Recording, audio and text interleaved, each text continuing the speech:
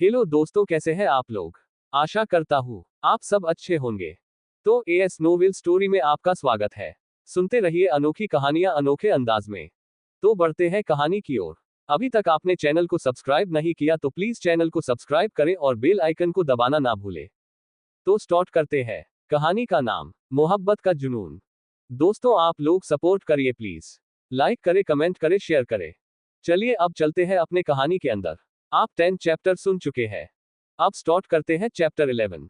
बेरहम सूर्या। 10 मिनट से पहले पहले ही जीवन घर पर पहुंच गया। आधे घंटे का सफर 8 मिनट में तय करके डाइनिंग टेबल पर वो सबसे पहले पहुंचा था। उसके डाइनिंग टेबल पर आते ही वहां पर आसपास खड़े नौकरों की सांसें हलक में अटकने लगी।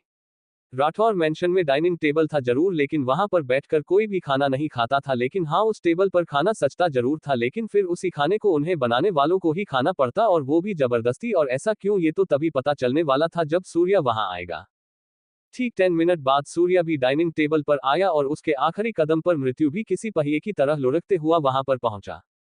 क्या हुआ भाई, कुछ जरूरी काम था क्या? फिर से किसी ने कोई गड़बड़ की क्या? जीवन ने उन सभी नौकरों की तरफ एक नजर डालकर सूर्या से पूछा तो सूर्या ने उसके कंधे पर हाथ रखा और बोला, किसी से कोई गड़बड़ नहीं हुई, लेकिन आज से इस घर में ब्रेकफास्ट, लंच और डिनर तीनों टाइम पर और एक साथ बैठकर होगा। उसकी बात सुनकर जीवन को एक झटका लगा। भाई वो तो ठीक है, लेकिन खाना बनाएगा कौन? मृत्यु ने पूछा तो सूर्या ने गुस्से से उसकी तरफ देखा और जीवन मन ही मन बड़बड़ाया, साला पता होता यहाँ आकर खाने के लाले हो जाएंगे तो घपाघप से पहले पेट पूजा करता। उसने बड़ी बेबसी से उन नौकरों की तरफ देखा जो थे तो किचन स्टाफ के पहनावे में, लेकिन उनकी शक्ल और अकल के हिसाब से कोई उनके हाथ का पानी भी ना पिए। नाश्ता सर्व करने के लिए तुम्हारा बाप आएगा क्या? सूर्या ने गरजते हुए कहा तो जल्दी से सारे नौकर किचन की तरफ भाग गए और सूर्या जीवन और मृत्यु को एक नजर देखकर वापस अपने रूम की तरफ बढ़ गया, जहां पर अभी अभी सांझ ने अपनी आंखें खोली थी। वो अभी भी उसकी टी शर्ट में ही थी और बेड पर बैठी ये समझने की कोशिश कर रही थी कि अभी थोड़ी देर पहले जो हुआ वो सपना था या सच। जैसे ही सूर्या कमरे के अंदर आया उसका गुलाबों की तरह खिला हुआ चेहरा सूरजमुखी की तरह मुरझा गया, क्योंकि अब उसे यकीन हो गया कि थोड़ी देर पहले जो कुछ भी हुआ वो सपना नहीं बल्कि सच था। Good morning my sugar candy, Surya ने कहा और उसकी तरफ बढ़ गया, और वहीं उसके मुंह से शुगर कैंडी सुनकर सांझ का रोना शुरू होने ही वाला था कि अचानक ही सूर्या ने उसके ऊपर से कंबल हटाया और उसे अपनी गोद में उठा लिया। आंसुओं की जगह अब आंखों में हैरानी आ गई कि आखिर अब ये शख्स क्या करना वाला है। गिरने के डर की वजह से सांझ ने उसके कंधों पर अपने हाथ रख दिए थे तो सूर्या ने उसे सिर्फ अपने एक ही हाथ में उठा लिया और उसके दोनों हाथों को अच्छी तरह से अपनी गर्दन के पीछे किया और उसे यूं ही लेकर बाहर की तरफ बढ़ गया। की धड़कन तेज हो गई। एक तो सूर्या का वो किला अंदाज, उसकी गहरी लाल आंखें और इतना चौड़ा सीना कि सांझ को उसके सीने पर घूमने में पूरा दिन लग जाए। सूर्या अपनी शांत आंखों से सांझ की तरफ देखते हुए उसे सीढ़ियों से नीचे लेकर आया तो जीवन और मृत्यु दोनों ही उसे देखकर फिर से खड़े हो गए। बेचारे मुश्किल से हिम्मत करके डाइनिंग टेबल पर बैठे थे। गुड मॉर्निंग भाभी, दोनों ही एक साथ बोले। उनकी नजरें नीचे फर्श पर थी और कान मुंह आंख नाक सब बंद। सांझ खुद उन दोनों को देखकर डर रही थी। बिल्कुल दुबकी हुई वो सूर्या की गोद में खुद को पूरी तरह से छिपाने की कोशिश कर रही थी, क्योंकि सूर्या की टी शर्ट उस पर सिर्फ घुटनों तक आ रही थी और वो भी बहुत ज्यादा खुली थी, लेकिन सूर्या ने उसे अपनी बाहों में इस तरह से कैद कर रखा था कि देखने पर भी वो किसी को ढंग से दिखाई ना दे और किसी की हिम्मत भी नहीं थी उसकी तरफ देख जाए। उसे यूं ही गोद में लिए सूर्या चेयर पर बैठ गया तो जीवन और मृत्यु भी जल्दी से बैठे। सबको डाइनिंग टेबल पर बैठे देख नौकरों ने एक दूसरे की मुंह की तरफ देखा और ब्रेकफास्ट सर्व करना शुरू कर दिया। सूर्या अपनी तिरछी नजरों से उन्हें देख रहा था और सांझ अपनी पनियाई आंखों से सूर्या को, और जीवन और मृत्यु दोनों एक दूसरे को। अमूमन बिजनेसमैन और हाई प्रोफाइल घरों में जो शेफ होते हैं वो पूरी तरह से क्वालिफाइड होते हैं और स्वादिष्ट खाना बनाते हैं, लेकिन सूर्या के राठौर मेंशन में ऐसा बिल्कुल नहीं था। सामने खड़े नौकरों के पहनावे में वफादार कुत्ते नहीं, बेईमान फितरत के वो गधे थे जो अपने ही मालिक के सामने घोड़े बनने की कोशिश कर रहे थे, और उनकी बेईमानी देखकर सूर्या ने उनकी हालत कुत्तों से भी ज्यादा बदतर कर दी। कुछ वो लोग थे जो सूर्या को कम समझने की कोशिश कर रहे थे और कुछ वो जो खुद को बहुत ज्यादा समझते थे और दूसरों को बिल्कुल कीड़ों मकोड़ों की तरह रखते थे। राम सिंह वहां का हेड शेफ एक बलात्कारी था, और सिर्फ बलात्कार ही नहीं, उसने एक लड़की को रेप करने के बाद जिंदा जलाकर मार दिया था, लेकिन उसने अपने पैसों के दम पर कानून को खरीद लिया। पर सूर्या पैसों से नहीं बिकता। उसके हिसाब से सजा दो तरह की होती है, एक तो पलक झपकते ही मोक्ष और दूसरा इतना तड़पाना कि समझ ना आए तड़प तड़प कर मर रहे हैं या जी रहे हैं। एक नौकर ने सबकी प्लेट में पोहा सर्व किया तो सबसे पहले सूर्या ने पोहा टेस्ट किया और एक चम्मच खाकर चम्मच वापस रख दिया। अब उस नौकर ने आगे बढ़कर उसके गिलास में जूस डालना शुरू किया, लेकिन उसके हाथ बुरी तरह से कांप रहे थे। राम सिंह को इस तरह से कांपते हुए देखकर सूर्य मुस्कुराया, लेकिन अगले ही पल उसके चेहरे पर भयानक गुस्सा उतर आया जब गलती से राम सिंह के हाथों से वो जूस के हाथ पर गिर गया। ने जल्दी से अपना हाथ पीछे खींच लिया। उसके हाथों पर जूस लग गया था।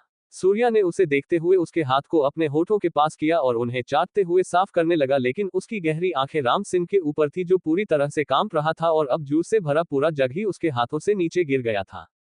सांझ सूर्या से अपना हाथ की कोशिश कर रही थी, क्योंकि सूर्या जिस तरह से उसके हाथों पर से जूस साफ कर रहा था उसे घिन भी आ रही थी और गुदगुदी भी हो रही थी, लेकिन सूर्या जी पकड़ और आंखों में दहशत देखकर वो कुछ नहीं कर पाई। सांझ के हाथ को अपनी जीभ से लिक करने के बाद सूर्या ने उसे चेयर पर बिठाया और खुद राम सिंह के पास आया।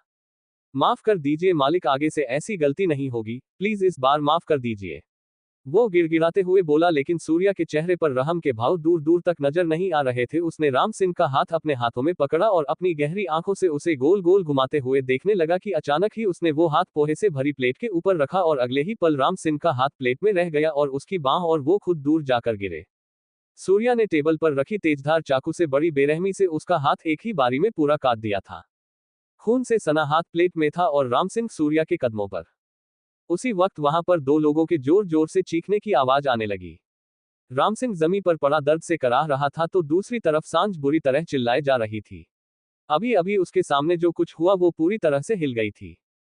खून के छींटे उसके मुंह पर जाकर लगे थे और वो अपनी बड़ी बड़ी आंखों से राम सिंह को तड़पते हुए देख रही थी। उसने अपने मुंह पर हाथ रखा और जोर जोर से चीखने लगी।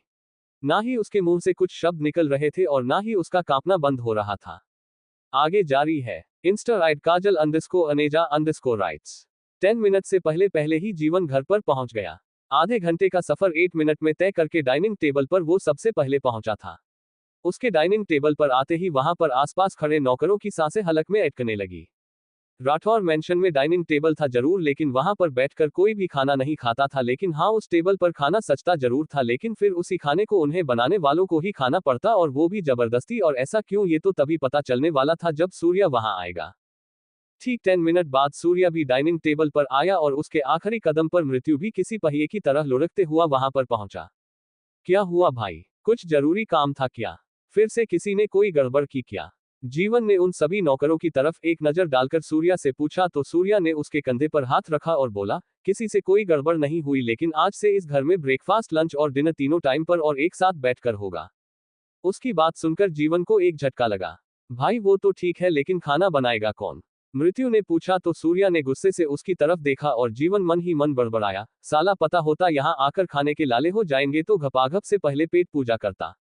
उसने बड़ी बेबसी से उन नौकरों की तरफ देखा जो थे तो किचन स्टाफ के पहनावे में, लेकिन उनकी शक्ल और अकल के हिसाब से कोई उनके हाथ का पानी भी ना पिए। नाश्ता सर्व करने के लिए तुम्हारा बाप आएगा क्या? सूर्या ने गरजते हुए कहा तो जल्दी से सारे नौकर किचन की तरफ भाग गए और सूर्या जीवन और मृत्यु को एक नजर देखकर वापस अपने रूम की तरफ बढ़ गया, जहां पर अभी अभी सांझ ने अपनी आंखें खोली थी।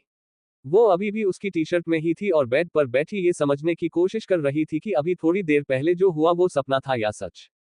जैसे ही सूर्या कमरे के अंदर आया उसका गुलाबों की तरह खिला हुआ चेहरा सूरजमुखी की तरह मुरझा गया, क्योंकि अब उसे यकीन हो गया कि थोड़ी देर पहले जो कुछ भी हुआ वो सपना नहीं बल्कि सच था।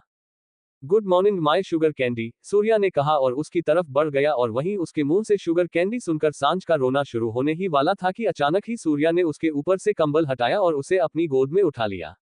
आंसुओं की जगह अब आंखों में हैरानी आ गई कि आखिर अब ये शख्स क्या करना वाला है।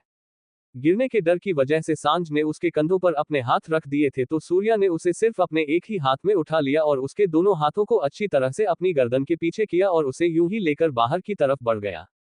की धड़कन तेज हो गई। एक तो सूर्या का वो किला अंदाज, उसकी गहरी लाल आंखें और इतना चौड़ा सीना कि सांझ को उसके सीने पर घूमने में पूरा दिन लग जाए। सूर्या अपनी शांत आंखों से सांझ की तरफ देखते हुए उसे सीढ़ियों से नीचे लेकर आया तो जीवन और मृत्यु दोनों ही उसे देखकर फिर से खड़े हो गए। बेचारे मुश्किल से हिम्मत करके डाइनिंग टेबल पर बैठे थे। गुड मॉर्निंग भाभी, दोनों ही एक साथ बोले। उनकी नजरें नीचे फर्श पर थी और कान मुंह आंख नाक सब बंद। सांझ खुद उन दोनों को देखकर डर रही थी। बिल्कुल दुबकी हुई वो सूर्या की गोद में खुद को पूरी तरह से छिपाने की कोशिश कर रही थी, क्योंकि सूर्या की टी शर्ट उस पर सिर्फ घुटनों तक आ रही थी और वो भी बहुत ज्यादा खुली थी, लेकिन सूर्या ने उसे अपनी बाहों में इस तरह से कैद कर रखा था कि देखने पर भी वो किसी को ढंग से दिखाई ना दे और किसी की हिम्मत भी नहीं थी उसकी तरफ देख जाए। उसे यूं ही गोद में लिए सूर्या चेयर पर बैठ गया तो जीवन और मृत्यु भी जल्दी से बैठे। सबको डाइनिंग टेबल पर बैठे देख नौकरों ने एक दूसरे की मुंह की तरफ देखा और ब्रेकफास्ट सर्व करना शुरू कर दिया। सूर्या अपनी तिरछी नजरों से उन्हें देख रहा था और सांझ अपनी पनियाई आंखों से सूर्या को। और जीवन और मृत्यु दोनों एक दूसरे को। अमूमन बिजनेसमैन और हाई प्रोफाइल घरों में जो शेफ होते हैं वो पूरी तरह से क्वालिफाइड होते हैं और स्वादिष्ट खाना बनाते हैं, लेकिन सूर्या के राठौर मैंशन में ऐसा बिल्कुल नहीं था।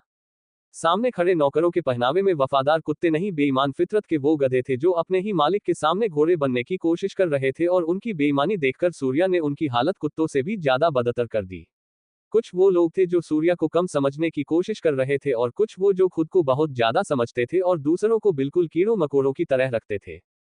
राम सिंह वहां का हेड शेफ एक बलात्कारी था, और सिर्फ बलात्कार ही नहीं, उसने एक लड़की को रेप करने के बाद जिंदा जलाकर मार दिया था, लेकिन उसने अपने पैसों के दम पर कानून को खरीद लिया। पर सूर्या पैसों से नहीं बिकता। उसके हिसाब से सजा दो तरह की होती है, एक तो पलक झपकते ही मोक्ष, और दूसरा इतना तड़पाना कि समझ ना आए तड़प तड़प कर मर रहे हैं या जी रहे हैं। एक नौकर ने सबकी प्लेट में पोहा सर्व किया तो सबसे पहले सूर्या ने पोहा टेस्ट किया और एक चम्मच खाकर चम्मच वापस रख दिया। अब उस नौकर ने आगे बढ़कर उसके गिलास में जूस डालना शुरू किया, लेकिन उसके हाथ बुरी तरह से कांप रहे थे। राम सिंह को इस तरह से कांपते हुए देखकर सूर्य मुस्कुराया, लेकिन अगले ही पल उसके चेहरे पर भयानक गुस्सा उतर आया जब गलती से राम सिंह के हाथों से वो जूस के हाथ पर गिर गया।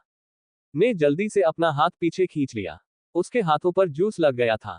सूर्या ने उसे देखते हुए उसके हाथ को अपने होठों के पास किया और उन्हें चाटते हुए साफ करने लगा, लेकिन उसकी गहरी आंखें राम सिंह के ऊपर थी जो पूरी तरह से कांप रहा था, और अब जूस से भरा पूरा जग ही उसके हाथों से नीचे गिर गया था।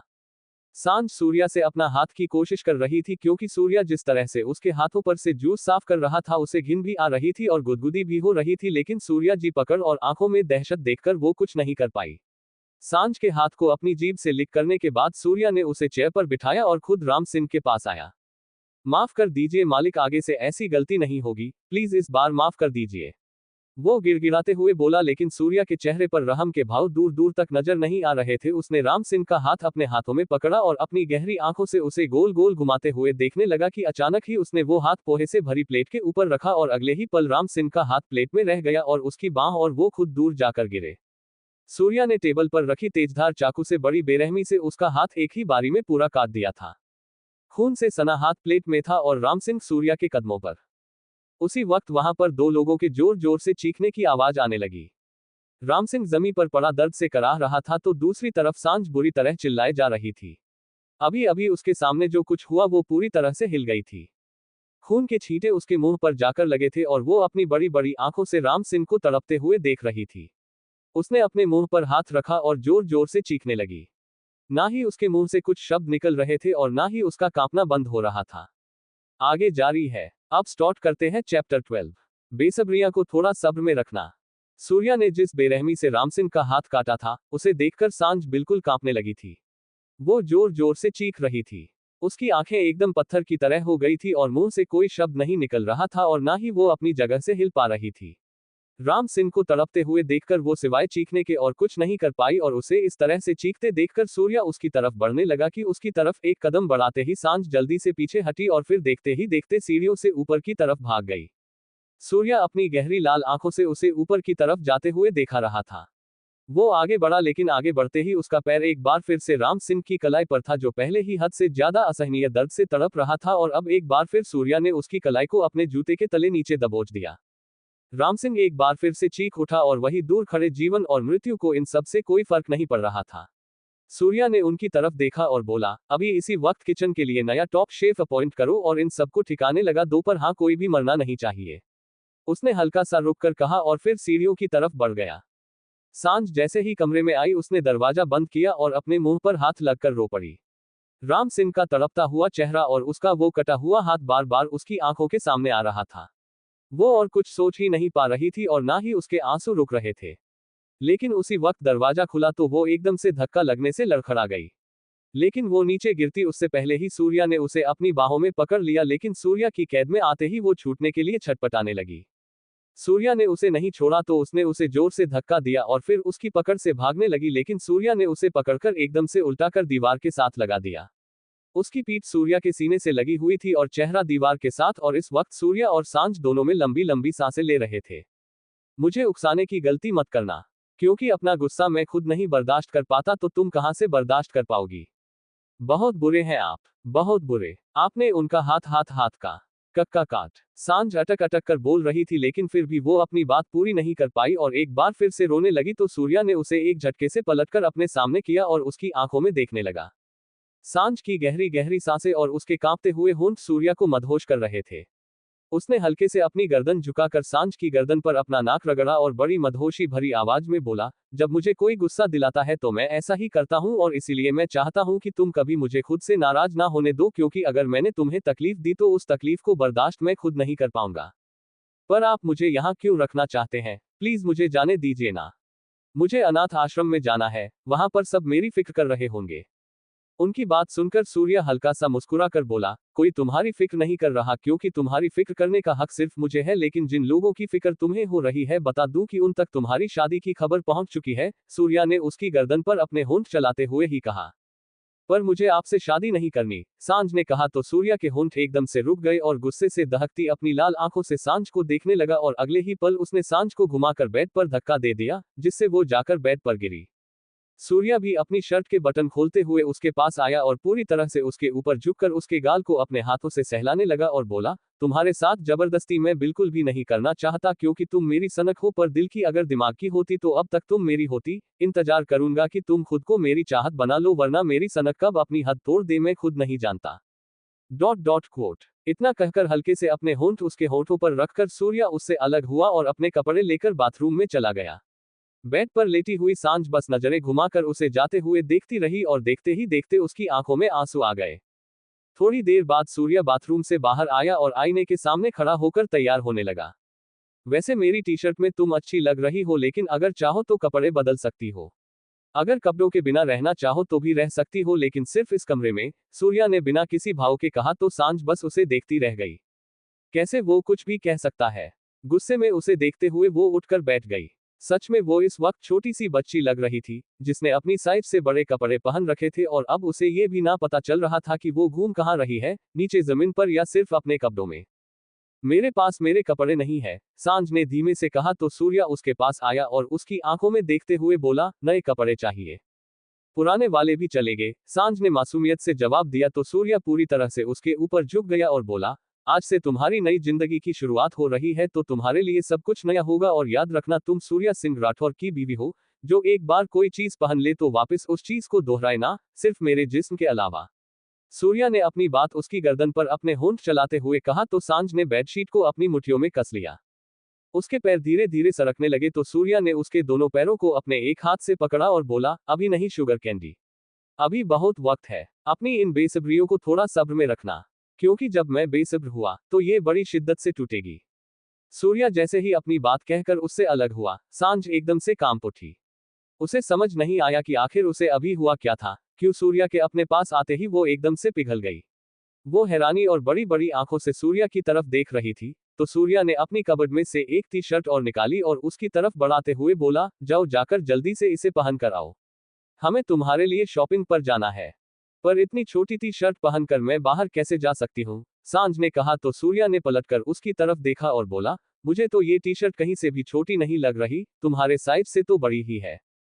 पर वैसे तो छोटी है ना, इसमें सब कुछ दिखेगा। उसकी बात सुनकर सूर्या मुस्कुराया और बोला, जब तुम मेरे साथ होगी और तुम्हें देखने की हिम्मत कोई कर जाए तो उस इंसान की आंखें निकाल लूंगा मैं। सूर्या ने जिस अंदाज से ये कहा सांझ ने अपनी थूक गटक ली, क्योंकि सूर्या ने जो कहा था वो सच में कर सकता है, इस बात पर उसे कोई भी शक नहीं था। जो इंसान उस पर हल्का सा जूस गिरने पर जूस गिराने वाले का हाथ काट सकता है तो उसे देखने वाले का वो क्या हाल करेगा, इसका तो वो अंदाजा भी नहीं लगाना चाहती थी। उसने उस टी शर्ट की तरफ देखा जो सच में छोटी थी। उसमें सांझ पूरी तरह से खुद को पूरी तरह कवर भी नहीं कर पाती लेकिन उसमें इतनी भी हिम्मत नहीं थी कि सूर्या को मना कर पाए, इसलिए चुपचाप वो उस टी शर्ट को लेकर बाथरूम में चली गई। अब स्टार्ट करते हैं चैप्टर 13। ये क्या कचरा उठाकर लाए हो? सांझ बाथरूम में से बाहर आई तो सूर्या ने इसकी तरफ देखा। वो बार बार अपनी टी शर्ट को खींच खींच कर नीचे कर रही थी, साथ ही एक कदम आगे बढ़ाती और साथ ही टी शर्ट को नीचे खींचती। ये देखकर सूर्या ने ड्रॉअर में से कैंची निकाली और उसकी तरफ बढ़ा। उसके हाथों में कैंची देखकर सांझ ने एक झटके में अपनी टी शर्ट छोड़ दी और जबरदस्ती मुस्कुराते हुए बोली, नहीं बिल्कुल छोटी नहीं है ये शर्ट, ये तो मुझसे भी बड़ी है, मैं तो खींच भी नहीं रही इसको। लेकिन उसकी बात सुनकर भी सूर्या नहीं रुका और उसके पास आया। उसने वो कैंची वाला हाथ सांझ के कंधे पर रखा तो सांझ की हल्की सी आह निकल गई। 2.5 किलो का हाथ सुना जरूर था उसने, लेकिन सच में होता कैसा है उसे आज पता लग रहा था। वो थूक गटकते हुए उस कैंची की तरफ देख रही थी जबकि सूर्या अब पीछे से उसकी गर्दन पर झुक गया था। अचानक ही उसने अपने होंठ उसकी गर्दन पर रखे तो सांझ बुरी तरह से कांप गई। अब उसकी जान कैंची से ज्यादा सूर्या के होंठों ने निकाल रखी थी। अगले ही पल सूर्या ने अपने होंठ उसकी गर्दन से हटाए और मुंह में लटके हुए प्राइस टैग सांझ के सामने आकर नीचे गिरा दिए। सांझ ने उसकी आंखों में देखा, आज पहली बार उसकी आंखों में गुस्सा और सनक के अलावा कुछ और नजर आ रहा था। शायद उसके होंठों पर एक शरारत भरी मुस्कुराहट थी, लेकिन अगले ही पल वो मुस्कुराहट गायब हो गई। उसने सांझ का हाथ पकड़ा और उसे आईने के सामने ले आया। सांझ आईने के सामने खड़ी जरूर थी, लेकिन उसकी हिम्मत नहीं हो रही थी खुद को देखने की भी। वो लगातार सूर्या को देख रही थी। सूर्या ने उसे आईने में से देखा और मुस्कुराया और फिर सांझ के कानों के पास अपने होंठ लाकर बोला, लुक एट यू। उसकी वो दिल कंपा देने वाली आवाज सुनकर बिना एक पल गंवाए सांझ ने आईने में देखा तो उसकी आंखें हैरत में फैल गई। सूर्या का हाथ उसके माथे पर था। देखते ही देखते उसने अपनी चुटकी में भरा सिंदूर सांझ की मांग में सजा दिया। सांझ ने अगले ही पल घूमकर सूर्या के सीने पर अपना सिर रख दिया। ना जाने क्यों वो ऐसा कर गई, लेकिन इस वक्त वो पूरी तरह बेकाबू सी लग रही थी। उसकी धड़कनें बहुत तेजी से बढ़ रही थी और हाथों की बंद मुठ्ठियां सूर्या के सीने पर आधी खुली सी थी। हैप्पी मैरिड लाइफ, सूर्या ने उसका चेहरा अपने हाथों में भरकर कहा और उसके माथे पर अपने होंठ रख दिए। सांझ की आंखें खुद ब खुद बंद हो गई और आंसुओं की कुछ बूंदें आंखों के कोरों से लुढ़क गई। कुछ अलग से एहसास हुए उसे जो आज तक कभी ना हुए थे। वो खुद को अलग सा महसूस कर रही थी। डर, गुस्सा, ये एहसास नहीं थे, वो कुछ और था। बिल्कुल नया सा जो उसके सीने में उथल पुथल मचा रहा था। लेकिन सूर्या ने उसकी आंखों में आंसू देखे तो एकदम से उसका चेहरा गुस्से से भर गया। सांझ ने अपनी आंखें खोली तो उसकी नजरें सूर्य के चेहरे पर गई तो एक बार फिर से वह डर गई। उसकी आंखों में आई लाली देखकर वह समझ चुकी थी कि अब जरूर सूर्य को गुस्सा आ रहा है, लेकिन सूर्या उसके चेहरे पर झुका और अपनी जीभ से उसके आंसू को पीते हुए बोला, कह दो अपने इन आंसुओं को बहना बंद कर दे, क्योंकि मुझे नफरत है इनसे और जिस चीज से सूर्या को नफरत हो उसके वजूद को खत्म होना ही पड़ता है। आज के बाद मुझे इन आंखों में आंसू दिखाई नहीं देने चाहिए, क्योंकि मुझे ये आंसू तभी पसंद आते हैं जब मैं खुद इन्हें किसी को दूं और तुम्हारे चेहरे पर मैं सिर्फ मुस्कुराहट देखना चाहता हूं। उसकी बात सुनकर सांझ को और भी ज्यादा रोना आ रहा था, लेकिन उसने अपने आंसू अंदर ही अंदर सोख लिए और मन ही मन बोली, मैंने कभी नहीं सोचा था मैं किसी ऐसे इंसान के साथ रहूंगी जिसके सामने मैं अपने दिल का हाल भी बयान ना कर पाऊं। अगर कोई लड़की रोए तो उसे जरूरत होती है उसके आंसुओं को पोंछने वाले की, लेकिन आंसू पहुंचने वाले हाथ प्यार से भरे होने चाहिए, ना कि गुस्से से। मैं नहीं जानती आप कौन है और मुझे यहाँ पर उठाकर क्यों लाए, लेकिन अगर बात आपके साथ रहने किया तो मुझे नहीं लगता मैं कभी आपके साथ रह पाऊंगी। सूर्या ने उसका हाथ पकड़ा और उसे लेकर कमरे से बाहर आ गया। वो दोनों वापस नीचे में आए तो जीवन और मृत्यु सोफे पर बैठे शेफ का टेस्ट ले रहे थे। उनके सामने आदमियों की लाइन लगी हुई थी, लेकिन यहाँ पर लोग नौकरी के लिए हाथ नहीं जोड़ रहे थे बल्कि उन्हें यहाँ से जाने देने के लिए हाथ जोड़ रहे थे, क्योंकि कोई भी वहां पर नौकरी नहीं करना चाहता था। वो सारे शेफ जीवन और मृत्यु के कहने पर जबरदस्ती यहाँ पर उठाकर लाए गए थे। तुम लोग क्या खुद को बहुत बड़ा गुंडा समझते हो? 1 मिनट में मैं तुम्हारी गुंडागर्दी निकाल दूंगी। एक बार मुझे यहाँ से जाने दो, उसके बाद पुलिस में ऐसी शिकायत करूंगी कि जिंदगी भर वहां से छूट नहीं पाओगे। अचानक ही एक लड़की की आवाज वहां पर गूंजी तो जीवन मृत्यु के साथ साथ सूर्य और सांझ की नजर भी उस तरफ गई। वो लड़की उन आदमियों के बीच एक अकेली लड़की थी और इस वक्त शेफ के कब्जों में थी। वो गुस्से से जीवन और मृत्यु को देख रही थी जो बाकी सबके साथ उसे भी यहाँ पर जबरदस्ती उठाकर लेकर आए थे। उसके हाथ पैर भी बंधे हुए थे। ये क्या कचरा उठाकर लाए हो? मृत्यु ने अपने आदमियों को देखते हुए पूछा तो जीविका गुस्से से बोली, कचरा तो तुम हो, तुम्हारा ये घर कोई कचरादान? तेरी इतनी हिम्मत? मृत्यु गुस्से से गरजा और जल्दी से जीविका की तरफ बढ़ा, लेकिन वो जैसे ही उसका मुंह पकड़ने को हुआ उससे पहले ही सांझ उसके सामने आकर खड़ी हो गई। सूर्या एकदम हैरानी से उसे देखता रहा। वो जिस तरह से उसका हाथ छुड़ाकर जीविका के पास भागी थी उसे बिल्कुल पसंद नहीं आया था। प्लीज आप इन्हें कुछ मत कहिए। लड़कियों से ऐसे पेश आना गलत बात होती है। प्लीज आप इन्हें जहां से लेकर आए हैं वहीं छोड़ आइए, ऐसे किसी के साथ जबरदस्ती नहीं करते, सांझ ने बड़ी ही मासूमियत के साथ कहा तो उसकी तरफ गुस्से से बढ़ते हुए सूर्या के कदम रुक गए और वो सांझ को ध्यान से देखने लगा। जीविका ने सांझ की बात सुनी तो मृत्यु की तरफ देखते हुए बोली, शुक्र है इस घर में कोई इंसान तो है, वरना सारे के सारे जानवर भर रखे हैं। और ये बात उसने जीवन, मृत्यु और सूर्या की तरफ देखकर कही तो मृत्यु का भी खून खोल गया। वो दूसरी तरफ से जीविका की तरफ आया और उसे घुमाकर उसकी गर्दन से पकड़ते हुए बोला, भाभी की बात मानना हमारा फर्ज है, लेकिन कोई मेरे भाई को इस नजर से देखे तो मैं उसकी आंखें निकाल लूं। इतना कहकर उसने जीविका को एक झटके से छोड़ दिया तो जीविका भी उसकी तरफ बढ़ी और उस पर हाथ उठाने लगी, लेकिन उसी वक्त किसी ने उसका हाथ हवा में रोक लिया और फिर उसके हाथ को धीरे धीरे उसकी पीठ पर लगाते हुए सूर्या बोला, मेरे भाई पर हाथ उठाने की गलती मत कर देना, वरना तुम्हारी मौत का पंचनामा पुलिस नहीं मैं खुद बनाऊंगा। उसके बाद उसने जीविका को एक झटके से छोड़ा तो वो सीधा मृत्यु के ऊपर जाकर गिरी। मृत्यु ने भी अचानक से उसे अपनी बाहों में संभाल लिया। सूर्या ने एक नजर बाकी सब आदमियों पर डाली और फिर जीवन और मृत्यु को देखते हुए बोला, छुट्टी कर दो बाकी सब की ओर, इस नई शेफ को इस घर का हर एक रूल अच्छे से समझा देना।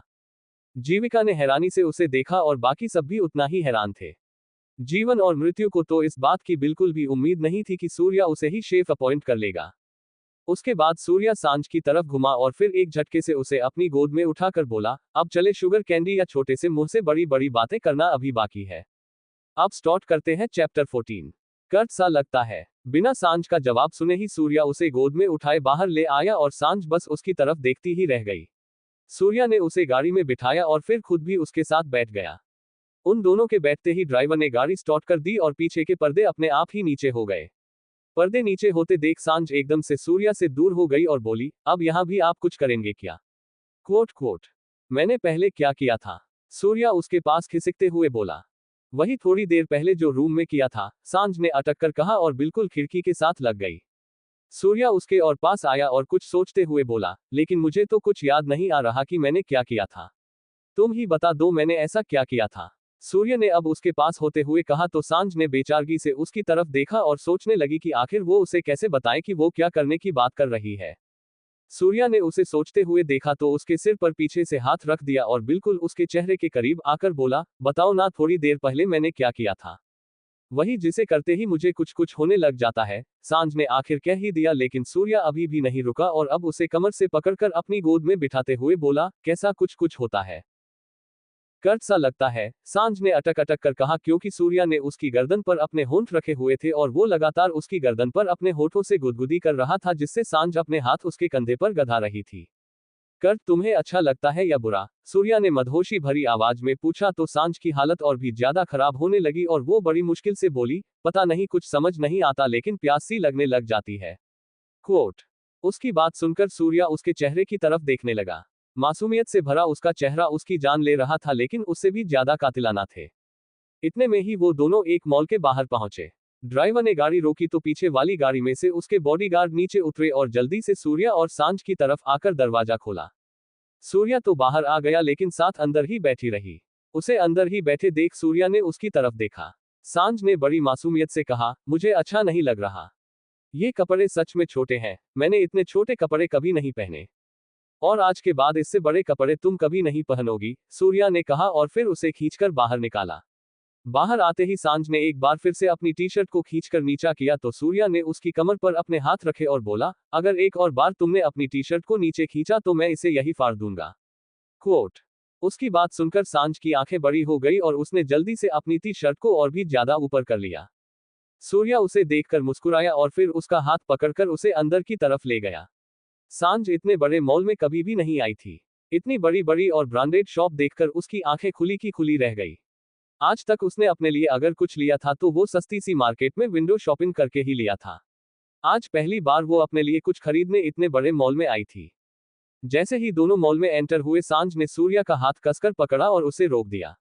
सूर्या ने चेहरा उसकी तरफ घुमाकर इशारों में ही उससे पूछा, क्या हुआ? तो सांझ उसके थोड़ा सा करीब हुई और धीमे से बोली, यहाँ सब बहुत महंगा महंगा है, हम दूसरी मार्केट में चले क्योंकि मेरे पास पैसे बिल्कुल नहीं है। उसे इस तरह से अपने करीब आकर ये बात कहते देख सूर्या हल्का सा मुस्कुराया और फिर उसके थोड़ा सा और करीब हुआ और बिल्कुल उसकी आंखों में देखते हुए बोला, तुम बस पसंद करना, तुम पर तो मैं अपनी जान लुटा दूंगा। सांझ को तो उसकी बात सुनकर यही नहीं समझ आया कि यह ऑफर था या धमकी। अब चले, सूर्या ने कहा तो उसने अपना सिर हाँ में हिलाया और उसके साथ साथ चल दी। अंडरस्को। जीविका किचन में खड़ी थी और किचन को ध्यान से देख रही थी। तुम्हें यहाँ पर किचन देखने के लिए नहीं रखा गया, जल्दी से खाना बनाओ, भाई और भाभी अभी आने वाले हैं। मृत्यु ने एप्पल खाते हुए कहा तो जीविका ने उसकी तरफ देखा और वहीं पर रखा चिमटा उठाकर उसकी तरफ बढ़ाते हुए बोली, मन तो करता है ये चिमटा तुम्हारे मुंह में घुसा दूं। कोट।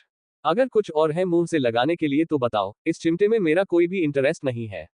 मृत्यु ने कहा और उसकी तरफ बढ़ा तो जीविका और भी ज्यादा खींच गई और बोली, चुपचाप मुझे यहां से जाने दो, वरना मैं तुम्हारी खटिया खड़ी कर दूंगी।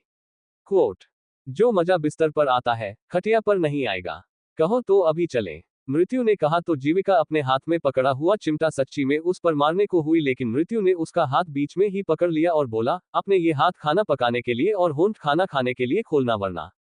क्वोट, वरना क्या क्या करोगे तुम? हाँ, जीविका भी चिल्लाई तो उसी वक्त मृत्यु ने उसे कमर से पकड़ा और पीछे काउंटर पर लगा दिया।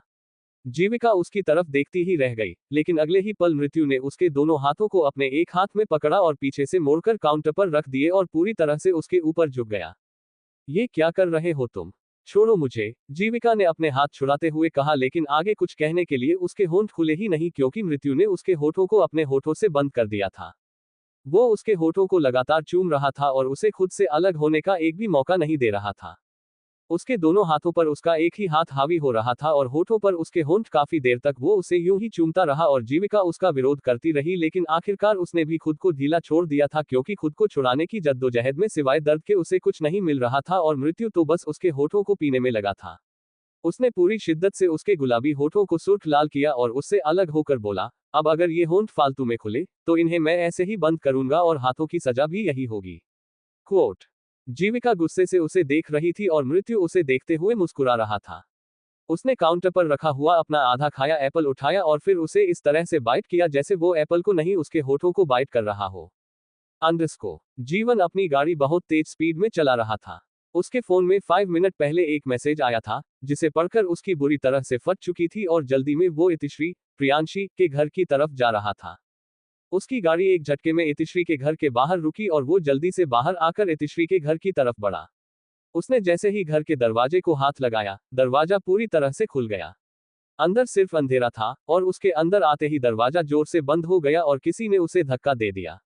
अंडरस्को, सांझ सूर्या की तरफ देख रही थी, जो उसके लिए कपड़े पसंद कर रहा था और उनमें से उसकी पसंद के कपड़े बिल्कुल भी नहीं थे। सूर्य ने उसके लिए सारे ही शॉर्ट टी शर्ट और क्रॉप टॉप लिए थे और अब सूर्या उसके लिए नाइटी ले रहा था और उन नाइटीज को देख देखकर सांझ ने अपने मुंह पर हाथ रख लिया था। अब स्टार्ट करते हैं chapter 15। You are only mine. Surya सांझ के लिए ऑलमोस्ट शॉपिंग कर चुका था।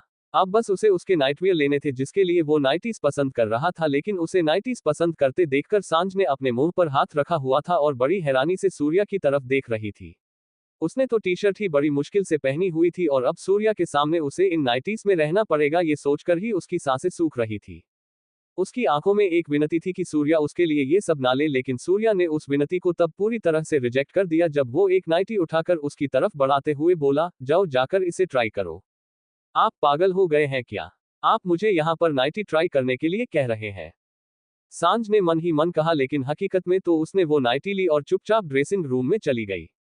उसने ड्रेसिंग रूम में आकर उस नाइटी को देखा। नेट से बनी वो नाइटी चाहे पहनो या ना पहनो कोई फायदा नहीं था, क्योंकि जिसे आप छिपाना चाहते हो वो तो इसमें और भी ज्यादा अच्छे तरीके से दिखेगा।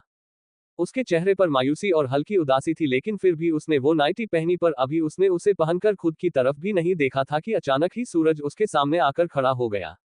वो एकदम से चौंक गई, क्योंकि उसने तो दरवाजा अंदर से लॉक किया था, लेकिन अगले ही पल उसकी आंखें और भी ज्यादा हैरत में फैल गई जब उसने वो लॉक टूटा हुआ देखा। उसका मुंह खुला का खुला रह गया। और यही हाल सूर्या का भी था। वो अपनी लाल आंखें जिनमें सांझ को देखकर इस वक्त मदहोशी छा रही थी, उसकी नजरें पूरी तरह से सांझ पर टिकी हुई थी और उसे देखते हुए ही उसने अपने दोनों हाथ दीवार पर टिका दिए और खुद सांझ के ऊपर झुक गया। कंट्रोल, कंट्रोल, कंट्रोल, वो सांझ को देखते हुए लंबी लंबी सांसें लेते हुए कह रहा था और फिर अचानक ही पीछे हटकर दीवार से लगकर खड़ा हो गया, लेकिन उसकी नजरें अभी भी सांझ से नहीं हटी थी। वो फिर से उसके ऊपर झुका और दीवार से हाथ लगाकर बोला, मैं कंट्रोल करने की पूरी कोशिश कर रहा हूं, लेकिन मुझसे कंट्रोल नहीं हो रहा, पर फिर भी एक कोशिश और करूंगा। इतना कहते हुए वो फिर से पीछे हटा और दीवार से लग गया। उसकी सांसें भी तेज चल रही थी। सच में ऐसा लग रहा था जैसे वो खुद को रोकने की पूरी कोशिश कर रहा हो, लेकिन इस बार उसने दीवार पर अपना हाथ मारा और सांझ के बिल्कुल पास आकर उसे हवा में उठाकर पीछे दीवार से लगाकर उसकी टांगे अपनी कमर पर लपेट दी। अब सांझ के पैर सूर्या की बैक पर लगे हुए थे और वो खुद सूर्य और दीवार के बीच में थी। वो उसके ऊपर झुकते हुए बोला, नहीं हो रहा मुझसे control. Sorry have to do it. इतना कहकर वो सांझ की गर्दन को चूमने लगा। सांझ ने तो सोचा भी नहीं था ऐसा कुछ हो जाएगा। वो एकदम से सुन्न रह गई। अचानक ही उसके हाथ सूर्या के सिर पर चले गए और उसके बालों में फिरने लगे। गर्दन को चूमते चूमते ही सूर्या धीरे धीरे उसकी गर्दन के नीचे तरफ बढ़ा, लेकिन फिर से वो रुका और सांझ को नीचे खड़ा कर पीछे की तरफ हट गया। सांझ खुद को संभालती उससे पहले ही सूर्या ने उसके कमर पर अपना हाथ रखा और उसे अपनी तरफ खींचते हुए बिल्कुल उसके चेहरे के करीब हो गया और बोला, तुम मुझे मेरा कंट्रोल खोने पर मजबूर कर रही हो। You are damn sexy my sugar candy. इतना कहकर उसने हल्के से उसके होठों को अपने होठों से छुआ और फिर उसके कपड़ों को फाड़ दिया। सांझ जो अभी तक समझ ही नहीं पा रही थी कि आखिर ये सब हो क्या रहा है। सूर्या की तो छोड़ो, उसे खुद की भी समझ नहीं आ पा रहा था कि वो क्या कर रही है, क्या सोच रही है, उसके साथ क्या हो रहा है। वो एकदम ब्लैंक हो चुकी थी। अपनी नाइटी फटते देख उसने खुद को कवर करने की कोशिश की, लेकिन सूर्या ने उसके हाथ पकड़े और बोला, जिसे छिपाने की कोशिश कर रही हो उसे देख चुका हूं मैं, और अब दोबारा ऐसी बकवास कोशिश मत करना, because this is all mine. मुझे कपड़े पहनने हैं, सांझ ने कहा। सूर्या मुस्कुराया और फिर उसने साइड में रखी एक ब्लैक कलर की शॉर्ट ड्रेस खुद उसे पहनाई और फिर उसके चेहरे और बालों को भी खुद ही ठीक किया। सांझ लगातार उसकी आंखों में देख रही थी और समझने की कोशिश कर रही थी कि आखिर ये इंसान है क्या। एक पल में आग की तरह तपने लगता है और दूसरे ही पल बर्फ की तरह ठंडक से देने लगता है। Now you are looking perfect, Surya ने उसे ऊपर से नीचे देखते हुए कहा और फिर उसे आईने की तरफ घुमा दिया। सांझ ने आईने में एक नजर सामने खुद को देखा और फिर अगले ही पल उसकी नजर सूर्या पर चली गई। अभी तक उसने नोटिस ही नहीं किया था कि सूर्या ने भी उसकी ड्रेस से मैचिंग आउटफिट्स पहन रखा था। इस वक्त वो एक ब्लैक कलर की शर्ट और ब्लू जीन्स में था। उसकी शर्ट के ऊपर के 3 बटन खुले थे, जिसमें से उसका चौड़ा सीना बाहर की तरफ झांक रहा था और गले में लटका हुआ एक पेंडेंट कभी शर्ट के अंदर जाता तो कभी बाहर आता। कुछ अलग सा था वो पेंडेंट। फिर सांझ ने उसके चेहरे की तरफ देखा। हल्की बियर्ड जिसमें से कुछ बाल ब्राउन थे तो कुछ ब्लैक। हल्के लंबे बाल जिन्हें पीछे एक रबड़ बांधा हुआ था और हमेशा की तरह लाल आंखें। एक पल को सांझ उसे देखती रह गई। I am all yours sugar candy. बाद में इत्मीनान से देख लेना, सूर्या ने उसकी गर्दन पर अपने होंठ रखकर कहा तो सांझ एकदम से ख्यालों में से बाहर आई और अपनी जगह पर खड़ी खड़ी कांप गई और जल्दी से बाहर आने के लिए आगे बढ़ गई। उसके साथ साथ ही सूर्या भी बाहर आया। सांझ भले ही अनकंफर्टेबल फील कर रही थी, लेकिन अपने एक्सप्रेशन से उसने किसी को बिल्कुल भी ये महसूस नहीं होने दिया कि वो कंफर्टेबल नहीं है। पर सूर्या की नजरें किसी पर ठहर चुकी थी। एक लड़का जो शायद सूर्या के कहर से वाकिफ नहीं था।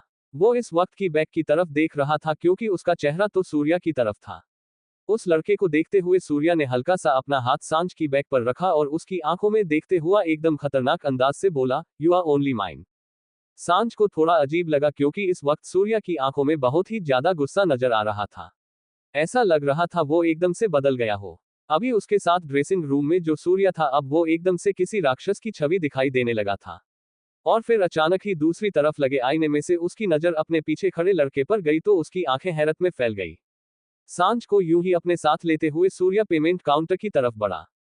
पेमेंट काउंटर पर बैठे लड़के ने जैसे ही सूर्या के हाथों से कार्ड लेने के लिए अपना हाथ आगे बढ़ाया, सूर्या ने अपनी लाल आंखों से उसे देखा तो वो एकदम से पीछे हो गया। लेकिन फिर सूर्या हल्का सा मुस्कुराया और उस दूसरे लड़के की तरफ इशारा करते हुए अपना कार्ड आगे किया तो पेमेंट काउंटर पर बैठे लड़के ने जल्दी से उस दूसरे लड़के को बुलाया।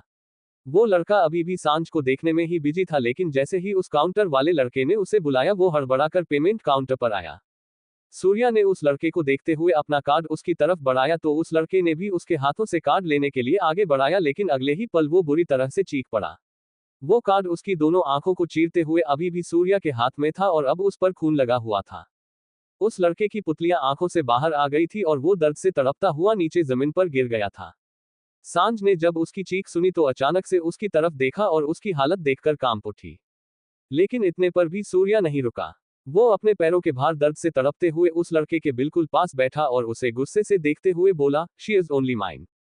वहां खड़ा हर एक शख्स इतना भयानक मंजर देखकर कांप उठा था, लेकिन किसी की भी हिम्मत नहीं थी कि सूर्या की तरफ बढ़ सके। सांझ भी अपना पैर आगे नहीं बढ़ा पाई। अब सूर्या उठा और अपनी जेब में से 2000 की 3-4 गड्डी काउंटर पर रखकर सांझ की तरफ आया और उसकी कमर पर हाथ रखकर उसे अपने साथ लेकर उस शोरूम से बाहर आ गया। अब स्टार्ट करते हैं चैप्टर 16। बदला लेना था तुमसे। जीवन जैसे ही इतिश्री के घर पहुंचा, दरवाजा खोलकर वो अंदर ही आया था कि पीछे से एकदम से दरवाजा बंद हो गया। अंधेरा होने के कारण वो सामने कुछ देख भी नहीं पाया और उसी वक्त किसी ने उसे जोर से धक्का दिया जिससे वो सामने जाकर गिरा, लेकिन वो एक सोफे पर गिरा था इसलिए उसे कोई चोट नहीं आई। देखते ही देखते किसी ने उसके हाथों को पकड़ा और उन्हें हैंडकफ से बांध दिया। जीवन कुछ कर भी नहीं पाया और कुछ ही पलों में वो पूरी तरह से बंध चुका था। उसके हाथ और पैर बंधे हुए थे और वो सोफे पर बैठा था। उसी वक्त कमरे में हल्की सी रोशनी हुई, लेकिन वो भी सिर्फ लाल रंग की, जो उस माहौल को और भी ज्यादा रोमांचित बना रही थी। साथ ही साथ अब हल्का हल्का म्यूजिक भी बज रहा था। जीवन ने सामने की तरफ देखा तो इतिश्री एक बोल्ड ड्रेस में मुस्कुराते हुए उसके सामने खड़ी थी। उसे देखकर जीवन मुस्कुराया और बोला, तरीका अच्छा था तुम्हारा मेरी जान निकालने का।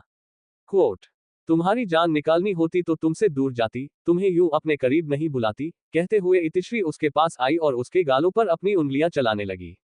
जीवन के रोंगटे खड़े होने लगे और साथ ही साथ कुछ और भी।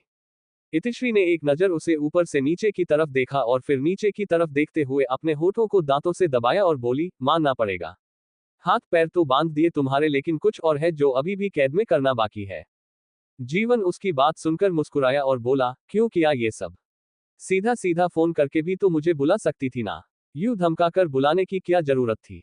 बदला लेना था तुमसे। कहते हुए ही इतिश्री ने जीवन की शर्ट के बटन खोलने शुरू कर दिए। जीवन की सांसें तेज होने लगी थी। उसने भी अपने होठों को दांतों तले दबाया और इतिश्री की तरफ देखते हुए बोला, एक बार हाथ पैर खोल मेरे, फिर बताता हूं बदला कैसे लिया जाता है।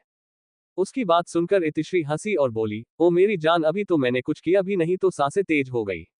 अभी तो इन सांसों को रोकना बाकी है। इतना कहकर ही वो जीवन के ऊपर झुककर उसके होंठों को चूमने लगी। जीवन भी उसका साथ दे रहा था।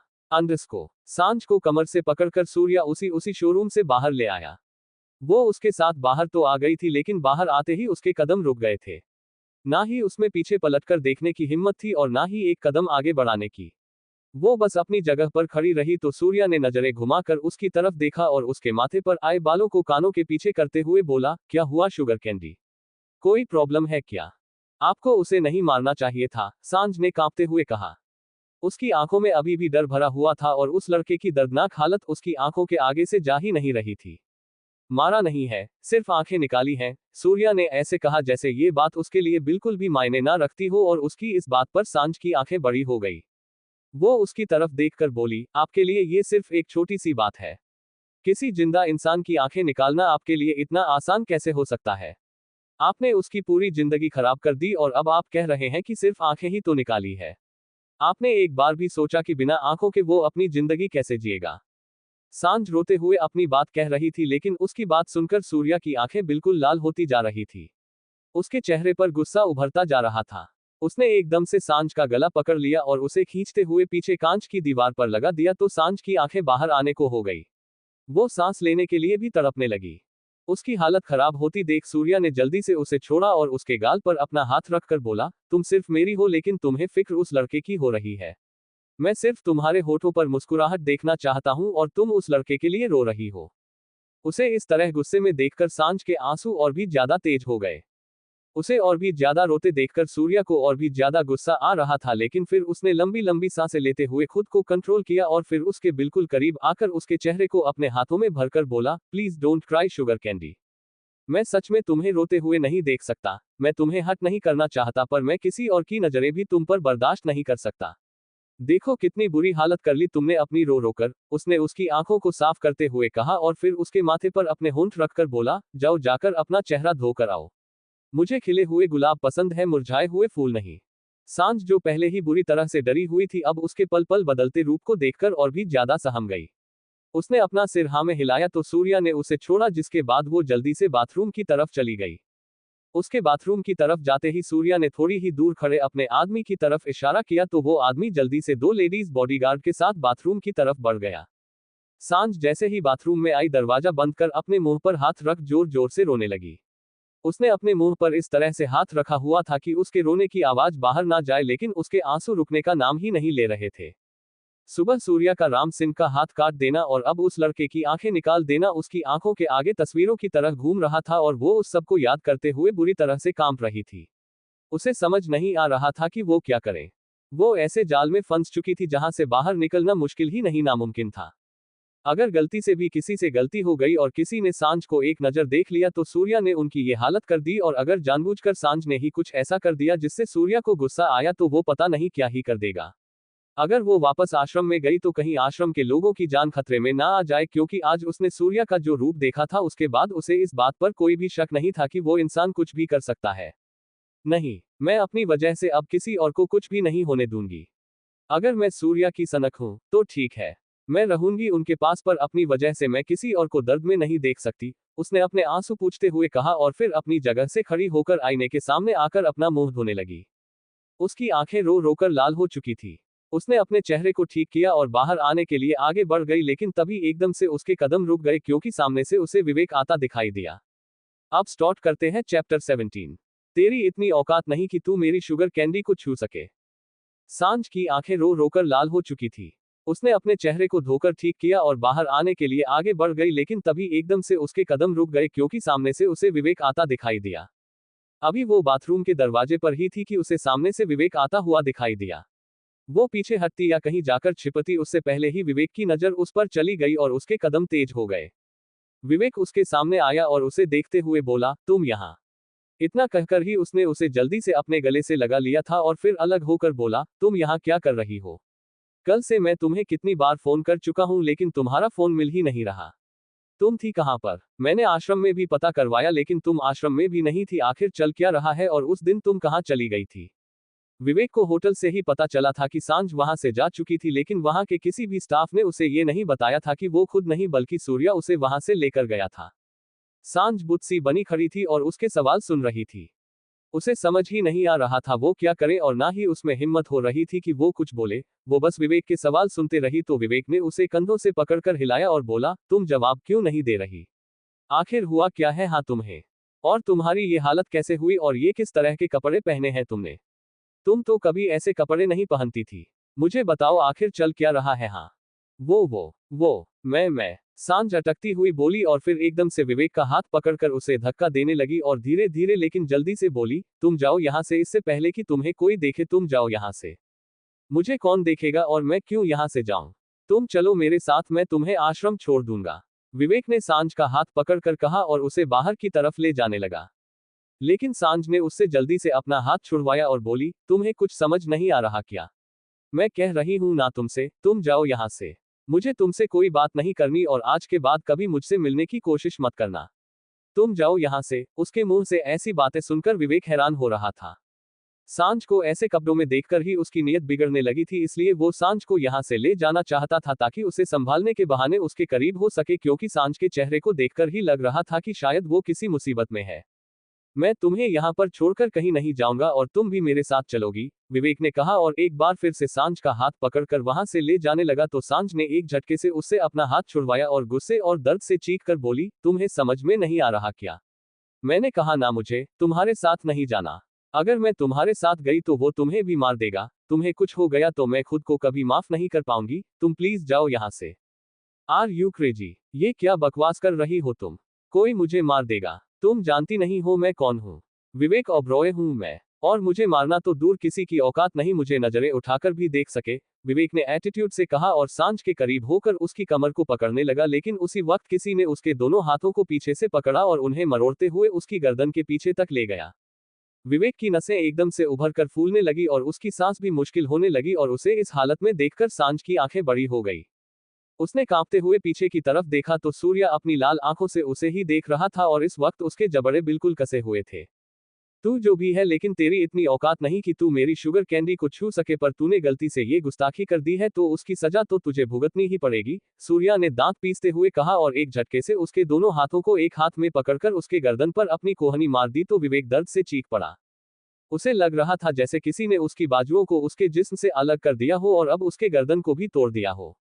सूर्या उसके पीछे खड़ा था इसलिए उसे सूर्या की शक्ल भी दिखाई नहीं दे रही थी, शायद दिखाई दे देती तो वो उसके मारने से पहले ही मर जाता। विवेक की चीख निकलते ही सांझ भी चीख पड़ी और रोने लगी। उसने विवेक को छुड़वाने की कोशिश की लेकिन सूर्या की पकड़ से उसे छुड़वाना उसके लिए मुश्किल ही नहीं, नामुमकिन था। वो सूर्या के आगे हाथ जोड़ते हुए बोली, प्लीज विवेक को कुछ मत कहिए। उसकी कोई गलती नहीं है, वो सिर्फ मेरा दोस्त है। उसने मुझे नहीं छुआ, उसने मुझे बिल्कुल भी नहीं छुआ। वो रोते हुए बोली और उसका रोना ही सूर्या को और ज्यादा गुस्सा दिला गया क्योंकि ये रोना विवेक के लिए था। मुझे रोते हुए लोग बहुत पसंद है लेकिन तुम बिल्कुल भी नहीं, सूर्या ने जिस खतरनाक अंदाज से कहा सांझ की सांस रुकने लगी। वो जानती थी कि सूर्या ने उसे रोने से मना किया है तो उसने जल्दी से अपने आंसू साफ किए और बोली, नहीं, मैं बिल्कुल नहीं रो रही, मैं हंस रही हूँ, देखो मैं कितना हंस रही हूँ। उसने अपने होठों को ऊपर की तरफ फैलाते हुए कहा और जबरदस्ती मुस्कुराने की कोशिश करने लगी तो सूर्या उसे देखकर मुस्कुराया और बोला, तुम हंसती हुई बहुत अच्छी लग रही हो लेकिन तुम्हें देखने का हक सिर्फ मेरा है, किसी और का नहीं। कहते हुए उसने एक बार फिर से विवेक की गर्दन पर अपनी कोहनी मारी और विवेक एक बार फिर से बहुत बुरी तरह से चीख पड़ा। उसकी रूह को कंपा देने वाली चीज शायद इस वक्त उस पूरे मॉल में गूंज रही हो। उसकी गर्दन हल्की हल्की लटकने लगी थी, सिर्फ एक बार और धरती छोड़कर आसमान में होता। उसके आंसू बह रहे थे और उसमें बिल्कुल भी हिम्मत नहीं थी कि सूर्या से खुद को छुड़वा सके या फिर कम से कम पीछे पलटकर उसका चेहरा ही देख सके। वो बिल्कुल बेजान सूर्या के हाथों में लटका हुआ था और उसे इस हालत में देखकर सांझ की भी जान निकल रही थी। वो अचानक ही सूर्या के पैरों में गिर गई और बिना रोए बोली, प्लीज विवेक को मत मारिए। आप जो कहेंगे मैं करूंगी, जितना कहेंगे उतना हंसूंगी, जो कहेंगे वो पहनूंगी, ना किसी की तरफ देखूंगी और ना ही खुद को किसी को देखने दूंगी, पर प्लीज विवेक को छोड़ दीजिए, उसकी कोई गलती नहीं। आपको मेरी कसम। उसकी बात सुनकर सुनकर सूर्या के हाथ ढीले पड़ने लगे। उसने एक झटके से विवेक को छोड़ा तो वो किसी बाल की तरह लुढ़कते हुए दूर जाकर गिरा। उसकी आंखें बंद हो चुकी थी, शायद वो बेहोश हो चुका था। लेकिन सूर्या के हाथ एक बार फिर से कस चुके थे। उसने एक हाथ सांझ की कमर पर रखा और दूसरा हाथ उसके बालों में फंसा कर उसे दीवार के पास ले गया और गुस्से से उसे देखते हुए बोला, यू आर ओनली माइन। अगले ही पल वो उसके होठों पर अपने होंठ रख उन्हें चूमने लगा। पहली बार था जो वो सांझ को डीप लिप किस कर रहा था, अभी तक उसने सिर्फ उसके होठों को हल्का सा छुआ ही था। लेकिन इस किस में प्यार कहीं दूर दूर तक भी नहीं था। वो सिर्फ अपना गुस्सा शांत कर रहा था और शायद ये बात सांझ भी जानती थी, इसलिए उसने ना ही उसे रोकने की कोशिश की और ना ही उसे खुद से दूर करने के लिए अपने हाथ आगे बढ़ाए। उसके हाथ नीचे थे, लेकिन जब धीरे धीरे सूर्या का गुस्सा शांत हुआ और उसकी वो जबरदस्ती और गुस्से से भरी हरकत जब प्यार और सॉफ्टनेस में बदलने लगी तो सांझ के हाथ भी खुद ब खुद उसके सीने पर चले गए। अब वो किस कहीं से भी जबरदस्ती या एक तरफा नहीं लग रही थी। आगे जारी है। अब स्टार्ट करते हैं चैप्टर 18। मुझे तुम्हें खाना है। सूर्या लगातार सांझ को किस किए जा रहा था। पहले तो वो ये किस जबरदस्ती कर रहा था और अपना गुस्सा शांत कर रहा था, लेकिन धीरे धीरे सांझ के नर्म होठों ने उसके दिल को भी नर्म कर दिया था और उसे ठंडक देकर पिघलाना शुरू कर दिया था। अब तक सांझ यूं ही बुत बनी खड़ी थी, वो ना ही उसे रोकने की कोशिश कर रही थी और ना ही उसे खुद से दूर कर रही थी। लेकिन जब उसने महसूस किया कि अब सूर्या उसके साथ जबरदस्ती नहीं बल्कि उसे सॉफ्ट सॉफ्ट किस कर रहा है, उसे प्यार करने की कोशिश कर रहा है, तो पता नहीं क्यों वो भी खुद को रोक नहीं पाई और उसके सीने पर हाथ रखकर उसे हल्का हल्का रिस्पांस देने लगी। सांझ से रिस्पांस मिलते ही सूर्या और भी ज्यादा पैशनेट हो गया। उसने सांझ के दोनों हाथों को अपने सीने से हटाकर नीचे किया और फिर उसके दोनों हाथों को पकड़कर दीवार से लगा दिया और अगले ही पल उसके दोनों हाथों को अपने एक हाथ में पकड़कर अपना दूसरा हाथ उसकी कमर पर कसते हुए उसे पेट से अपने पास खींच लिया, जिससे सांझ का सीना एकदम सूर्या के सीने से आकर लगा। सांझ की धड़कन और भी ज्यादा बढ़ गई और वह गहरी गहरी सांसें लेने लगी, जो वह मुश्किल से ही ले पा रही थी क्योंकि सूर्या ने उसकी सांसों को अपनी सांसों से खींचना शुरू कर दिया था। लेकिन जब उसे लगा कि अब सांझ की सांस उखड़ने लगी है तो उसने उसके होठों को छोड़ा और उसके चेहरे को देखने लगा। उसका चेहरा इस वक्त एकदम सुर्ख लाल और होंठ बिल्कुल गुलाबी लग रहे थे। उसकी नजरें सूर्या के चेहरे पर थी और उन नजरों में गुस्से के साथ साथ कुछ अलग सा एहसास भी था, एक खिंचाव जो वो शायद सूर्य के प्रति महसूस कर रही थी। सूर्या ने उसके हाथों को छोड़कर अपने दोनों हाथों से उसके चेहरे को इस तरह से पकड़ा कि उसकी उंगलियां सांझ के बालों में उलझ गई थी और अंगूठे उसके होठों के पास थे। अपने अंगूठे से वो सांझ के होठों को हल्के हल्के सहलाते हुए बोला, तुम सिर्फ मेरी हो। अगर तुम्हें पाने की चाहत किसी और ने रखी तो तुम चाह कर भी उसे मुझसे बचा नहीं पाओगी। मैं शुरू से ही जिद्दी और जुनूनी हूं, लेकिन तुम्हारे लिए तो मैं सनकी भी हूं। और तुम मेरी सनक हो। इतना कहकर उसने सांझ के होठों को एक बार फिर से हल्के से चूमा और उससे अलग हो गया। उसकी सांसें गहरी गहरी थी और आंखें एकदम लाल थी। वो विवेक की तरफ बढ़ा जो बेहोशी की हालत में नीचे जमीन पर लेटा हुआ था। उसकी गर्दन बहुत ही ज्यादा सूजी हुई थी और बाजुओं में भी अकड़न आई हुई थी। वो पैरों के भार नीचे जमीन पर उसके पास बैठा और बोला, जिंदा छोड़ रहा हूं तुम्हें क्योंकि मेरी चाहत ने पहली बार मुझसे कुछ मांगा है, लेकिन अगर अब तुमने कोई गुस्ताखी की तो मेरी चाहत भी तुम्हें बचा नहीं पाएगी। क्वोट। इतना कहकर उसने उसके गाल को हल्के से थपथपाया और खड़ा होकर वापस सांझ की तरफ आया जो एकटक उसे ही देख रही थी। उसने फिर से उसे कमर से थामा तो सांझ घूमती हुई उसके सीने से आ लगी और फिर उसे यूं ही कमर से थामकर वो उसे लेकर बाहर आ गया। बाहर आकर उसने अपने बॉडीगार्ड को इशारा किया तो वो सब लोग वॉशरूम की तरफ चले गए और अपना काम करने लगे। सूर्या सांस को लेकर एक राशन में आया जो कि उस मॉल में ही बना हुआ था। उसे इस वक्त भूख लग रही थी और सांस को देखकर भी उसे ऐसा लग रहा था जैसे अगर और कुछ वक्त उसे खाना नहीं मिला तो बेहोश हो जाएगी। लेकिन रेस्टोरेंट में एंटर होने से पहले सांझ ने सूर्या की तरफ देखा और धीमे से बोली, प्लीज हम घर चलें। क्वोट। क्यों खाना नहीं खाना क्या? सूर्या ने उसके बालों को कान के पीछे करते हुए कहा तो सांझ ने धीमे से कहा, मुझे कुछ भी अच्छा नहीं लग रहा, घर जाकर भी तो हम खाना खा सकते हैं। घर जाकर भी हम खा सकते हैं लेकिन मुझे यहीं पर खाना है और मुझे बिल्कुल नहीं पसंद कोई मेरी बात को नजरअंदाज करे, सूर्या ने बिना किसी भाव के कहा और सांझ को एकदम से गोद में उठाकर अंदर चला गया। अचानक से उठाए जाने के कारण सांझ की बाहें सूर्या की गर्दन पर चली गई।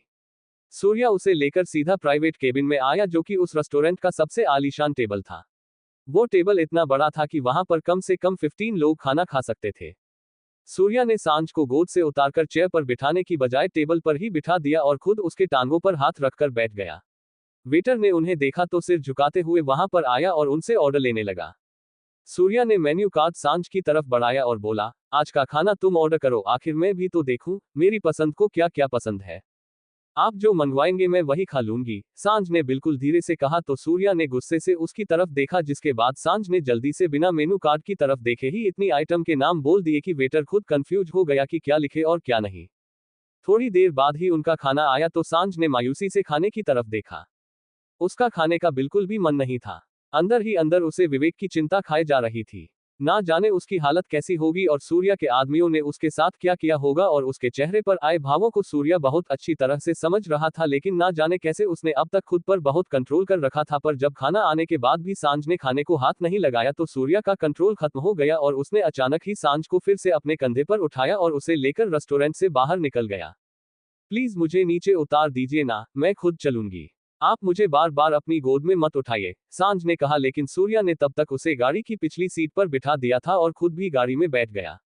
मुझे भूख लग रही थी और जब मुझे कोई खाने नहीं देता तो मेरा मन करता है मैं उस इंसान को खा लूं जो मुझे खाने से रोक रहा है। कोट। पर मैंने आपको कब रोका? सांझ ने बड़ी मासूमियत से कहा। उसकी बात सुनकर सूर्या ने उसे सिर के पीछे हाथ लगाकर अपने करीब किया और बोला, लेकिन खिलाया भी तो नहीं ना। मैं तुम्हारे साथ बहुत नरमी से पेश आ रहा हूं लेकिन इससे ज्यादा नरमी मैं नहीं रख सकता। मुझे मजबूर मत करो वो बनने में जो मैं सबके लिए हूं, क्योंकि तुम्हारे लिए मैं खुद को कंट्रोल में रखना चाहता हूं, क्योंकि अगर मैं कंट्रोल से बाहर हुआ तो तुम बर्दाश्त नहीं कर पाओगी और मैं नहीं चाहता मैं तुम्हें हट करूं। सॉरी, मैं आगे से ध्यान रखूंगी, आपको बिल्कुल गुस्सा नहीं दिलाऊंगी, लेकिन क्या अब हम वापस जाकर वो खाना खा सकते हैं? क्योंकि खाने को देखकर मुझे सच में भूख लगने लगी है और मुझसे भी भूख बर्दाश्त नहीं होती, उसने जितनी मासूमियत और प्यार से कहा। सूर्या का मन किया कि अभी उसे ही खा ले, इसलिए वो बोला, ठीक है लेकिन तुम वो खाना खाना और मैं तुम्हें खाऊंगा, क्योंकि अब मेरा खाना खाने का तो बिल्कुल भी मन नहीं है। मुझे तुम्हें खाना है और आज तुम्हें चखकर ऐसा लग रहा है जैसे पहली बार मैंने कुछ टेस्टी खाया हो। सूर्य ने अपनी जीभ से अपने होठों को लिक करते हुए कहा तो सांझ ने भी अपने होठों को अपने दांतों तले दबा लिया। आगे जारी है। अब स्टार्ट करते हैं चैप्टर 19। तुम बहुत हॉट लग रही हो, सांझ ने जितनी मासूमियत और प्यार से कहा। सूर्या का मन किया कि अभी उसे ही खा ले, इसलिए वो बोला, ठीक है लेकिन तुम वो खाना खाना और मैं तुम्हें खाऊंगा, क्योंकि अब मेरा खाना खाने का तो बिल्कुल भी मन नहीं है। मुझे तुम्हें खाना है और आज तुम्हें चखकर ऐसा लग रहा है जैसे पहली बार मैंने कुछ टेस्टी खाया हो। सूर्य ने अपनी जीभ से अपने होठों को लिक करते हुए कहा तो सांझ ने भी अपने होठों को अपने दांतों तले दबा लिया। वैसे तुम्हें भी टेस्टी लगा या नहीं? सूर्या ने उसकी आंखों में देखते हुए पूछा तो सांझ ने शर्माते हुए अपनी नजरें झुका दी और ये जबरदस्ती से नहीं हुआ था, ना जाने क्यों खुद ब खुद ही उसकी पलकें झुक गई थी। तो सूर्या बोला, वैसे इतना शर्माने की बात तो नहीं की मैंने, खाना ही तो पूछ रहा हूं कि दिखने में टेस्टी लग रहा था या नहीं। उसने अपनी बात कही। सांझ ने अपनी बड़ी बड़ी आंखों से पलकें झपकाते हुए उसकी तरफ देखा। और नहीं तो क्या, अगर खाना दिखने में कैसी लगा होगा तो टेस्टी होगा भी, तभी वापस जाने का फायदा है, वरना मैं तो जो मुझे टेस्टी लगा है वो ही खा लूंगा, तुम भी तुम्हें जो टेस्टी लगा है वो खा लेना, क्योंकि मैं जानता हूं I am yummy sugar candy.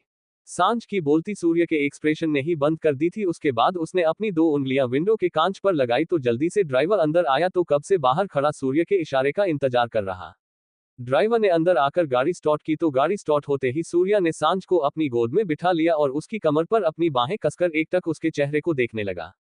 उसके यूं देखने भर से ही सांझ को ऐसा लग रहा था जैसे उसके पूरे जिस्म में एक बिजली दौड़ रही हो। वो जल्दी से जल्दी घर पहुंचना चाहती थी। पूरे रास्ते सूर्या ने उसको देखने के अलावा और कुछ नहीं किया।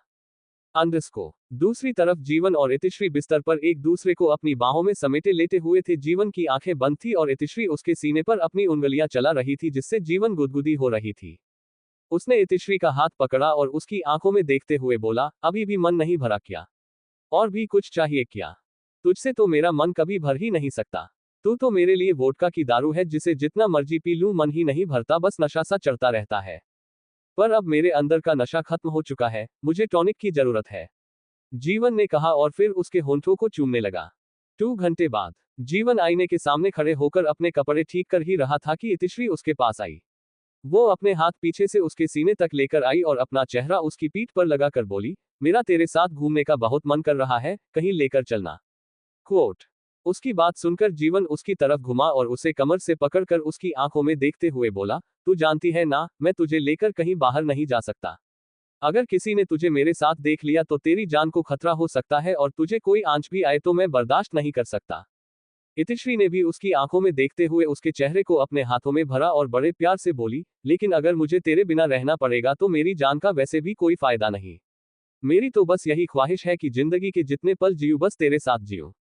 तेरी ये ख्वाहिश सुनकर ही तेरी हर ख्वाहिश पूरी करने का मन करता है, तो इस वाली को कैसे अधूरी रहने दूं। चल जल्दी से तैयार हो जा, आज तू जहां बोलेगी तुझे वहां लेकर चलूंगा, जीवन ने कहा तो इतिश्री के होठों पर लंबी सी मुस्कुराहट आ गई। अंडरस्को। दूसरी तरफ सूर्या सांझ के साथ घर पर पहुंचा तो दरवाजे से हाल में आते ही उन दोनों की आंखें बड़ी हो गई, क्योंकि पूरे हाल की हालत ऐसी हो चुकी थी जैसे वहां पर सदियों से सफाई ना की गई हो। हर एक चीज अपनी जगह से उठाकर नीचे पटक दी गई थी और जगह जगह पर कांच और अन्य चीजें गिरी हुई थी, और दूसरी तरफ सोफे पर मृत्यु और जीविका दोनों एक दूसरे की गर्दन पकड़कर बैठे थे और बड़े ही गुस्से से एक दूसरे को देखते हुए एक दूसरे की गर्दन पर अपना दबाव बना रहे थे। लेकिन जैसे ही मृत्यु को सूर्या के कदमों की आहट हुई, उसने एक झटके से जीविका को छोड़ा और बिल्कुल सीधा खड़ा हो गया। सूर्या ने गुस्से से उसकी तरफ देखा तो उसने जल्दी से अपनी नजरें झुका ली। उसे गुस्से से देखते हुए ही सूर्या सीढ़ियों से अपने कमरे की तरफ से बढ़ गया और पीछे पीछे सांझ भी, लेकिन उसकी नजरें जीविका पर थी जो गुस्से से जीवन को इस तरह से देख रही थी जैसे उसे कच्चा ही चबा जाएगी। 10 मिनट में खाना तैयार हो जाए। सूर्या जब आखिरी सीढ़ी पर पहुंच गया तो एकदम कड़कती हुई आवाज में बोला, जिससे जीविका होश में आई। उसे तो अभी तक पता भी नहीं चला था कि सांझ और सूर्या दोनों घर पर वापस आ गए हैं। सूर्या की रौबदार आवाज सुनकर वो एकदम से कांप गई, और साथ ही साथ सांझ भी। उसे तो पता भी नहीं था कि सूर्य यह अचानक ही चलते चलते रुक जाएगा। उसकी नजरें तो जीविका पर थी, इसलिए वो आगे की तरफ देख भी नहीं पाई, और सूर्या के यूं अचानक रुक जाने से उसके साथ ही भिड़ गई। तो सूर्या ने गुस्से से उसकी तरफ देखा और बोला, दूसरों पर ध्यान देने के बजाय अगर खुद पर ध्यान दोगी तो गिरने से बच जाओगी। इतना कहकर वो जल्दी से कमरे की तरफ बढ़ गया तो सांझ भी जल्दी जल्दी से उसके पीछे पीछे भागी। लेकिन जैसे ही वो कमरे में पहुंची एकदम से वो डर गई, क्योंकि दरवाजे पर पैर रखते ही सूर्या ने उसे जल्दी से खींचकर दीवार से लगा दिया था और लंबी लंबी सांसें ले रहा था। उसने अगले ही पल सांझ को पलट दिया और उसका चेहरा दीवार की तरफ कर खुद उसकी खुली पीठ पर अपने होंठों से गर्म सांसें छोड़ने लगा। सांझ एकदम स्वस्थ से हर उठी। वो तो अभी तक सूर्या के गुस्से से ही नहीं उभर पाई थी कि अब फिर से उसका बदलता हुआ रूप उसकी सांसें सोख रहा था। तुम जानती हो तुम इस ब्लैक ड्रेस में कितनी हॉट लग रही हो। उसकी बात सुनकर सांझ की सांसें और भी ज्यादा गहरी हो गई, क्योंकि सूर्या के सामने तो वो वैसे ही कमजोर पड़ जाती थी और ऊपर से उसकी ये मदहोशी भरी आवाज काफी होती थी उसे अपने होशो हवास भुलाने के लिए। ना जाने क्यों जब वो सूर्या की बाहों में होती थी तो वो एक अलग ही दुनिया में पहुंच जाती थी। और इसी बेखबरी में वो बोल गई, कितनी। उसका जवाब सुनकर सूर्या ने अपने तपते हुए सख्त होंठ उसकी गर्दन पर बड़ी ही मदहोशी से रखे और बोला, इतनी। आगे जारी है। अब स्टार्ट करते हैं चैप्टर 20। खुद को सौंप दो मुझे। सूर्या में जैसे ही अपने तपते हुए होंठ सांझ की पीठ पर रखे वो एकदम से सिहर उठी। वो अपनी जगह पर खड़ी खड़ी कांपने लगी। वैसे मुझे इस हॉटनेस ने कोई प्रॉब्लम नहीं, लेकिन अगर तुम ऐसे ही हॉट लगती रहोगी तो मुझे खुद को काबू करना मुश्किल हो जाएगा, और अगर मैं बेकाबू हुआ तो तुम्हें मुझे संभालना मुश्किल हो जाएगा। सूर्या ने बड़ी ही सर्द सी आवाज में कहा। उसकी यूं मदहोशी भरी आवाज सुनकर ही सांझ को कुछ हो रहा था। वो सच में खुद को ही नहीं संभाल पा रही थी, तो सूर्या को तो क्या ही संभालती। लेकिन फिर कुछ पल में अपनी सांसों को काबू करते ही वो बड़ी मुश्किल से बोली, क्या हम पहले खाना खाने चले, क्योंकि मुझे बहुत भूख लग रही है। उसकी बात सुनकर सूर्या मुस्कुराया और फिर एक झटके से उसे अपनी तरफ पलटकर अपने सामने कर किया। सांझ ने जल्दी से अपनी नजरें झुका ली। इस वक्त उन दोनों की ही सांसें बेहद गर्म और तेज थी। सूर्या ने उसको उसकी थोड़ी से पकड़ा और उसका चेहरा हल्का सा ऊपर उठा दिया, तो सांझ ने उसके चेहरे की तरफ देखा तो सूर्या अगले ही पल अपने दूसरे हाथ से उसके चेहरा पर आगे आए बालों को पीछे करते हुए बोला, मुझसे बचने की कोशिश कर रही हो। मेरे कोशिश करने से क्या हो जाएगा। आपसे बचना मुश्किल ही नहीं नामुमकिन है। तो फिर तुम कोशिश भी क्यों कर रही हो शुगर कैंडी। खुद को सौंप दो मुझे। सूर्या ने अब उसकी ठोड़ी को और भी ज्यादा जोर से ऊपर की तरफ करते हुए कहा तो सांझ हल्का सा मुस्कुराई और बोली, लेकिन आपने तो कहा था कि जब तक आपको मेरी मंजूरी नहीं मिलती तब तक आप मेरे साथ जबरदस्ती बिल्कुल नहीं करेंगे, तो फिर क्यों अब जबरदस्ती मुझे अपनी बनाने पर तुले हैं? अगर सच में आपको मुझे पाने की चाहत है तो उस चाहत पर अपना थोड़ा संयम भी रखिए, क्योंकि जब रिश्ते में जबरदस्ती आ जाए तो वहां चाहत बिल्कुल नहीं होती। उसकी बात सुनकर सूर्या मुस्कुराया और अब उसके बालों को पीछे से पकड़कर हल्का सा खींचते हुए बोला, तुम वो पहली इंसान हो जो सूर्या का संयम देखना चाहती है, क्योंकि आज तक जिसने भी देखा है सिर्फ सूर्या का ताप देखा है, लेकिन अगर तुम्हारी इच्छा है तो ये ही सही। चाहूं तो एक पल में तुम्हें अपना बना लूं, लेकिन अब मैं तुम्हें अपना संयम ही दिखाऊंगा। इतना कहकर उसने एक झटके में सांझ को छोड़ा और फिर उससे अलग हो गया। खाना खाने से पहले चाहो तो अपने कपड़े बदल सकती हो। क्यों, आपको डर है क्या कि अगर मैं इन कपड़ों में रही तो आपका संयम डगमगा जाएगा? सांझ ने कहा। सूर्या जो अपनी बात कहकर आगे बढ़ गया था, वो रुका और नजर घुमाकर सांझ की तरफ देखने लगा और फिर हल्का सा मुस्कुरा कर बोला, माना मैं थोड़ा ठरकी हूं लेकिन उससे भी ज्यादा सनकी हूं, और अगर मेरी सनक मुझ पर भारी हुई तो भाड़ में गया संयम और तेल लेने गई चाहत। जो होना होगा वो होकर ही रहेगा। अब डिपेंड तुम पर करता है कि खुद संयम में रहकर मेरा SNYM आजमाना है या फिर मुझे बेकाबू कर खुद ही बेकाबू होना है, माय शुगर कैंडी। इतना कहकर वो सांझ की तरफ देखते हुए ही कमरे से बाहर चला गया। सांझ उसके जाने के बाद भी अपनी जगह पर यूं ही खड़ी रही। उसने अपनी आंखें बंद की तो उसके सामने विवेक का चेहरा घूमने लगा जो दर्द से भरा हुआ था। सूर्या ने जिस तरह से उसकी गर्दन पर मारा था, किसी नॉर्मल इंसान के लिए तो उसका एक बार सहना भी बर्दाश्त से बाहर हो, तो उसने तो 2 बार उस पर प्रहार किया था, ऐसे में उसकी क्या हालत हुई होगी वो उसका अंदाजा भी नहीं लगा सकती थी। वो मन ही मन उसके ठीक होने की दुआ कर रही थी। उसके बाद वो धीमे धीमे से चलकर आईने के पास आई और खुद को देखने लगी। खुद को उस ब्लैक कलर की शॉर्ट ड्रेस में देखकर ही उसे बहुत अजीब लग रहा था। आज तक उसने सिर्फ और सिर्फ वो कपड़े पहने थे जिनमें से उसके हाथों और चेहरे के अलावा और कुछ ना दिखाई दे, लेकिन आज वो इन कपड़ों में खुद को पूरी तरह से ढक भी नहीं पा रही थी। उसके बाद उसकी आंखों के आगे सूर्या का उसके करीब आना और उसे तरह तरह से छूना याद आने लगा, और उसकी हर छुअन पर उसका सिहरना भी। उसे समझ नहीं आ रहा था कि आखिर उसे हो क्या रहा है। सूर्या का विरोध करने की बजाय वो उसके पास आते ही खुद पर ही काबू क्यों खोने लग जाती है।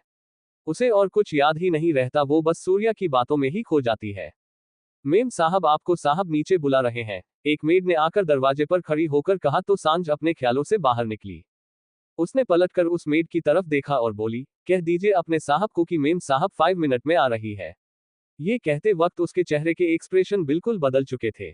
मेड के जाने के बाद वो वापस आईने की तरह पलटी और आईने में देखते हुए खुद को बोली, आज तक मैंने कभी किसी का बुरा नहीं चाहा, तो मुझे विश्वास है मेरे भगवान पर कि वो मेरे साथ भी बिल्कुल बुरा नहीं होने देंगे। अगर आपके साथ रहना मेरी नियति है तो यही सही, लेकिन मैं एक जानवर के साथ बिल्कुल नहीं रह सकती, और इस वक्त आप किसी जानवर से कम नहीं, जो किसी इंसान को मारने से पहले एक पल के लिए भी नहीं सोचता। आप अपना संयम दिखाना चाहते हैं, मुझे संयम की जगह आप में बदलाव भी देखना है। अगर वो बदलाव आया तो मैं खुद अपने आप को आपको सौंप दूंगी। अब आप वो बनेगे जो मैं चाहती हूँ, और मैं वो जो आप चाहते हैं, लेकिन अगर आप यूं ही रहे जिसमें ना तो जज्बात है और ना ही इंसानियत, तो आप भले मेरे जिस्म को पा ले लेकिन मेरा दिल कभी आपका नहीं होगा। ये मेरा आपसे नहीं खुद से वादा है। अंडरस्को 5 मिनट बाद सांझ सीढ़ियों से होते हुए नीचे की तरफ आई तो सूर्या ने नजर उठाकर उसकी तरफ देखा। इस वक्त उसने एक जंप सूट पहना हुआ था जिसमें वो बेहद प्यारी लग रही थी, जस्ट लाइक ए बाबी डॉल। उसे देखते ही सूर्या के होंठ सूखने लगे तो उसने सांझ को देखते हुए ही पानी का गिलास उठाया और अपने होठों से लगा लिया। उसकी इस हरकत पर सांझ के चेहरे पर एक स्माइल आ गई। वो सूर्या के पास आकर उसके साथ वाली चेयर पर बैठने को हुई तो सूर्या ने उसे हाथ पकड़कर रोका और फिर एक झटके से उसे खींच लिया तो वो सीधा उसकी गोद में आकर बैठ गई। सांझ ने उसे देखते हुए अपनी आईब्रो उठाई तो सूर्या बिल्कुल उसके चेहरे के करीब आकर बोला, बात संयम की हुई थी, दूर रहने की नहीं, और मुझे खुद पर संयम रखने के लिए तुमसे दूर रहना जरूरी नहीं। वो दोनों एक दूसरे की तरफ देख ही रहे थे कि जीविका किचन से बाहर आई और बाकी सर्वेंट जी उसके पीछे पीछे ही बाहर आए, जिनके हाथों में खाने की ट्रे थी। उन्होंने जल्दी से खाना सर्व करना शुरू किया तो उसी वक्त मृत्यु भी जल्दी से आकर अपनी चेयर पर बैठा। उसने एक नजर खाने की तरफ देखा और फिर जीविका की तरफ देखकर बोला, खाने की शक्ल देखकर लगता नहीं कि ये तुमने बनाया होगा। आखिर कहना क्या चाहते हो तुम? मेरी बुराई कर रहे हो या मेरे खाने की? जीविका ने झट से जवाब दिया तो सूर्या की नजरें उसकी तरफ उठ गई। सूर्या की नजर उसकी तरफ उठते देख ही जीविका ने भी अपनी नजरें झुका ली और मृत्यु ने भी। दोनों ही इस वक्त बिल्कुल ऐसे हो गए जैसे उन्हें कोई सांप सूंघ गया हो। लेकिन फिर दोनों की ही आंखें हैरत में फैल गई जब सूर्या ने खुद एक प्लेट में सारा खाना सर्व करना शुरू किया। उसने वो प्लेट अपने हाथों से जीविका की तरह बढ़ाई और बोला, इसे खत्म करो। जीविका हल्का सा मुस्कुराए और बोली, आपको शक है मुझ पर? क्वोट, विश्वास तो मुझे खुद पर भी नहीं, सूर्या ने जवाब दिया और फिर प्लेट की तरफ इशारा किया तो जीविका ने उस प्लेट को अपने हाथों में उठाया। दोस्तों आज के लिए बस इतना ही, अब मिलेंगे अगली वीडियो में। ये कहानी छोटी लग रही हो तो आप बताइए कमेंट करके। कहानी को और लंबी की जाएगी। लाइक करे, कमेंट करे और चैनल को सब्सक्राइब अवश्य करें। धन्यवाद। अब अपना और फैमिली का शयन रखिए, मिलेंगे कल। दोस्तों टेलीग्राम पर मेरा चैनल है as novel Hindi story, please उसे फॉलो कर लीजिए और नए कहानी को सुनिए। जो कहानी आप सुनना चाहते हैं वह आप बता सकते हैं, आपके लिए कहानी लिखी जाएगी।